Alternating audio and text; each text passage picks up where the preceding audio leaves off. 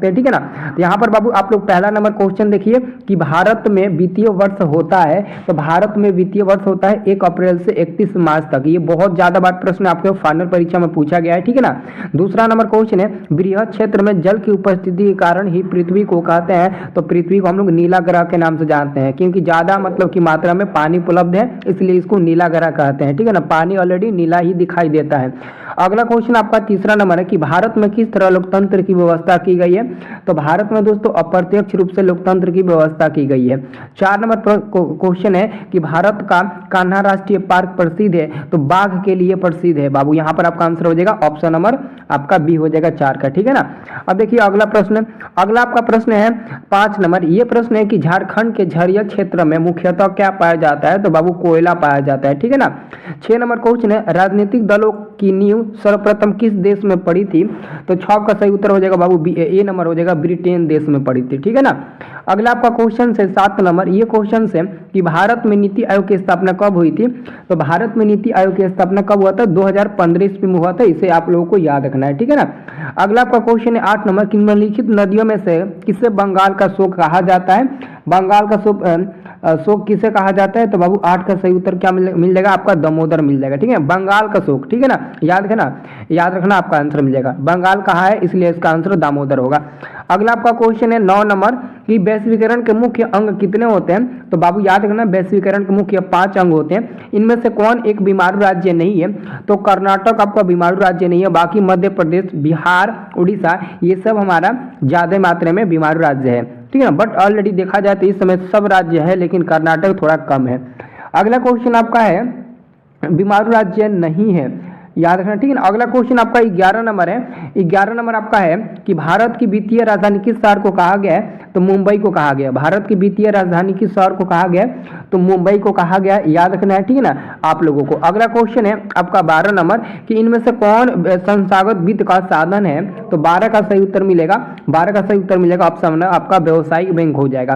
13 number प्रश्न देखिए, 13 number प्रश्न कह रहा है कि इनमें से किस देश में मिश्रित अर्थव्यवस्था है, तो बाबू किस देश में, तो आपका हो जाएगा भारत देश में। भारत देश में क्या है, सो मिश्रित अर्थव्यवस्था, ठीक ना, इसे याद रखना है। चौथा नंबर क्वेश्चन है ताड़ी विरोधी आंदोलन किस प्रांत में शुरू किया गया, ताड़ी विरोधी आंदोलन किस प्रांत में शुरू किया गया था, 14 का सही उत्तर मिलेगा बाबू आपका सी नंबर मिल जाएगा, आंध्र प्रदेश में शुरू किया गया था, इसे याद रखना है। अगला आपका क्वेश्चन है 15 नंबर कि संघ सरकार का उदाहरण है, तो बाबू 15 का सही उत्तर क्या हो जाएगा, ऑप्शन नंबर ए हो जाएगा अमेरिका हो जाएगा, ठीक है ना। अगला क्वेश्चन आपका है कि 1 टन इस्पात बनाने में कितने मैग्नीज का उपयोग होता है, तो 10 किलोग्राम मैग्नीज का उपयोग होता है, आप लोगों को याद रखना है, ठीक है ना, 1 टन इस्पात बनाने में।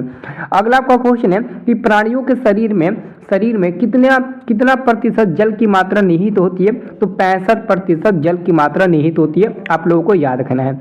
अगला क्वेश्चन है 18 नंबर की सोनापी कृषि किस राज्य में प्रचलित है, उत्तराखंड राज्य में, ठीक है ना। आंसर मिल जाएगा आपका डी नंबर उत्तराखंड राज्य में, इसे याद रखना है, ठीक है ना। अब देखिए बाबू 19 नंबर क्वेश्चन, 19 नंबर क्वेश्चन है किसने कहा मुद्रण ईश्वर की दी हुई महानतम देन है, सबसे बड़ा तोहफा, किसने कहा था, तो दोस्तों याद रखना है मार्टिन लूथर किंग ने कहा था, आंसर आपका मिल जाएगा ये आपका बी नंबर। अगला क्वेश्चन है 20 नंबर कि किस पत्र ने रातों रात वर्नाक्यूलर प्रेस एक्ट से बचने के लिए अपनी भाषा बदल दी थी, अमृत बाजार पत्रिका हो जाएगा सी नंबर वाला, ठीक है ना, इसे याद रखना है। अगला आपका क्वेश्चन है 21 नंबर। ये क्वेश्चन है प्राचीन काल में किस स्थल मार्ग से एशिया और यूरोप का व्यापार होता था, तो 21 का सही उत्तर मिलेगा ऑप्शन नंबर बी मिल जाएगा रेशम मार्ग का, ठीक है ना, इसे याद रखना है। अगला क्वेश्चन है कौन सा सामाजिक वर्ग बुद्धिजीवी वर्ग के रूप में उभर कर आया, तो 22 का सही उत्तर मिलेगा आप लोगों का मध्यम वर्ग, ठीक है ना। अगला क्वेश्चन है 23 नंबर कि हिंद चीन पहुंचने वाले प्रथम व्यापारी कौन थे, पुर्तगाली, कौन थे बाबू, पुर्तगाली, आंसर आपका मिल जाएगा सी नंबर वाले, इसे याद रखना है। अगला आपका क्वेश्चन है 24 नंबर। 24 नंबर क्वेश्चन है रक्त एवं लौह नीति का अवलंबन किसने किया था, तो 24 का बाबू सही उत्तर मिल जाएगा ऑप्शन नंबर आपका C number Bismarck. 25 number question है आपका कि लेनिन की मृत्यु कब हुई थी, 1924 ईस्वी में लेनिन की मृत्यु हुई। दास कैपिटल के लेखक थे, दास कैपिटल के लेखक कौन थे बाबू, तो 26 का सही उत्तर क्या मिलेगा, कार्ल मार्क्स जी हो जाएंगे। और कार्ल मार्क्स का जन्म 1818 ईस्वी में जर्मनी में हुआ था, इसको आप लोगों को याद रखना है, कहाँ हुआ था, तो जर्मनी में हुआ था, ठीक है ना।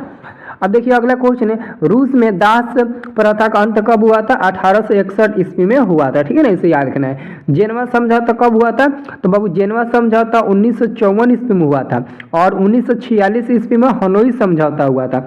हनोई समझौता कब हुआ था? 1946 ईस्वी में, मार्च 1946 में, जबकि जेनेवा समझौता 1954 में हुआ था। जेनेवा समझौते ने वियतनाम को 2 भागों में बांटा था, आपको याद है ना, इसको याद रखना है। अगला आप लोगों का प्रश्न है, अगला प्रश्न आप लोगों का 29 नंबर कि रंपा विद्रोह कब हुआ? रंपा विद्रोह कब हुआ? तो याद रखना है, रंपा विद्रोह 1916 ईस्वी में हुआ था।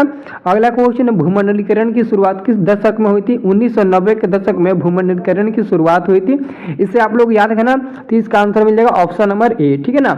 अब देखिए अगला क्वेश्चन है कि भारत में पहला छापाखाना किन लोगों ने लगवाया? भारत में पहला छापाखाना किन लोगों ने लगवाया?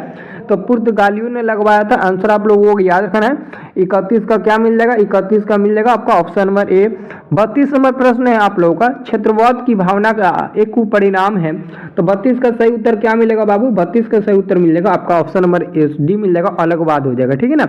आपका 33 नंबर प्रश्न देखिए, 33 नंबर प्रश्न है कि भारत में संविधान की 8वीं सूची में कितनी भाषाएं है? तो 22 गो भाषाएं हैं। 8वीं सूची में कितनी भाषाएं हैं? तो 22 गो भाषाएं, इसे याद रखना है।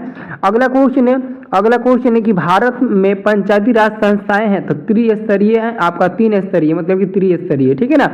अगला क्वेश्चन है, बांग्लादेश नामक नया देश का निर्माण कब हुआ था? तो 1971 ईस्वी में बांग्लादेश स्वतंत्र हुआ था। हमारा देश 1947 में, श्रीलंका 1948 में, वैसे ही बांग्लादेश 1971 ईस्वी में आजाद हुआ, स्वतंत्र हुआ, ठीक है ना। अगला क्वेश्चन है, भारतीय लोकतंत्र है, तो देखो एक सफल लोकतंत्र भी है, विश्व का सबसे बड़ा लोकतांत्रिक देश भी है। तो आंसर आपका सी नंबर होगा सही। अब देखिए अगला प्रश्न है, 37 नंबर अगला आपका प्रश्न है कि किस क्षेत्र को द्वितीय क्षेत्र कहा जाता है? तो उद्योग को हम लोग द्वितीय क्षेत्र कहते हैं। तो द्वितीय को मतलब कि 2 से सूचित कर देंगे। कृषि क्षेत्र को प्राथमिक क्षेत्र कहते हैं, तो 1 से सूचित कर देते हैं, और सेवा क्षेत्र को तृतीय क्षेत्र कहते हैं, जिसको 3 से सूचित कर देते हैं, ठीक है ना। तो इसको आप लोग याद रखना अच्छे से आप लोग, ठीक है ना।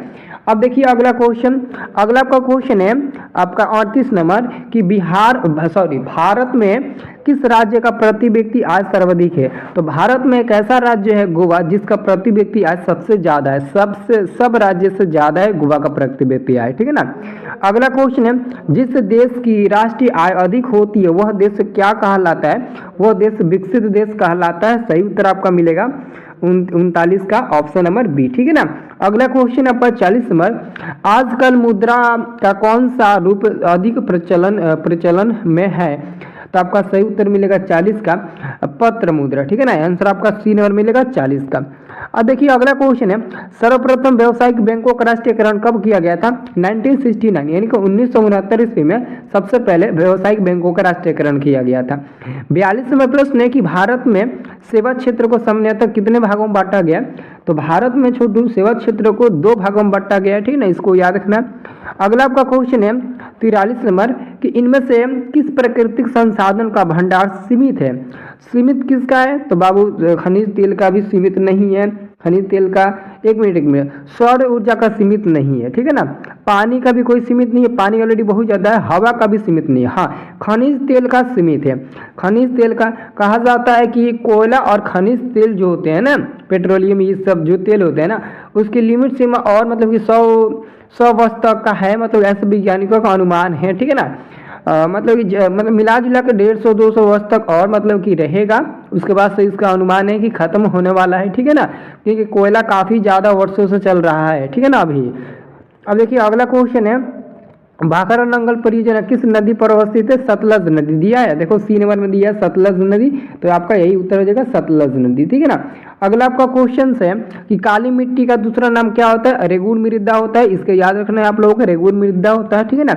अगला क्वेश्चन है कि भारत का पहला परमाणु ऊर्जा केंद्र कहाँ स्थित है? तो तारापुर, जो महाराष्ट्र में स्थित है, ठीक है ना, तारापुर यानी कि महाराष्ट्र, ठीक है ना। अगला क्वेश्चन आप लोग देख सकते हैं कि विश्व में चाय का सबसे बड़ा उत्पादक देश कौन सा है? पूरे विश्व में चाय के बारे में बताएं कि सबसे ज्यादा चाय की खेती कहाँ की जाती है? तो चीन देश में की जाती है, ठीक है ना, चाइना। अगला क्वेश्चन आपका कि चूना पत्थर का उपयोग किस उद्योग में होता है? सीमेंट, चूना पत्थर का उपयोग है ना, तो आपका आंसर हो जाएगा सीमेंट हो जाएगा। ठीक है ना। अगला क्वेश्चन है, कांवर झील स्थित है, कांवर झील बाबू बेगूसराय जिला में स्थित है, बिहार के बेगूसराय जिला में कांवर झील स्थित है। ठीक है ना, याद रखना।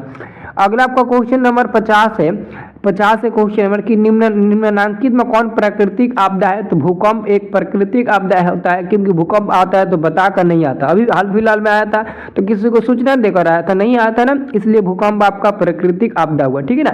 मैंने आप लोगों को 50 प्रश्न काफी ईमानदारी पूर्वक और अच्छे से बताया। ये सब वीवीआई प्रश्न है फाइनल परीक्षा के लिए। अब आप लोगों का फर्ज है कि बताइए कितना प्रश्न आपको याद था 50 में? कम से कम 40 भी याद होगा तो बहुत अच्छी बात है, आपकी तैयारी बहुत मस्त है। तो बताइए कितना प्रश्न आपको याद था, जल्दी से कमेंट करके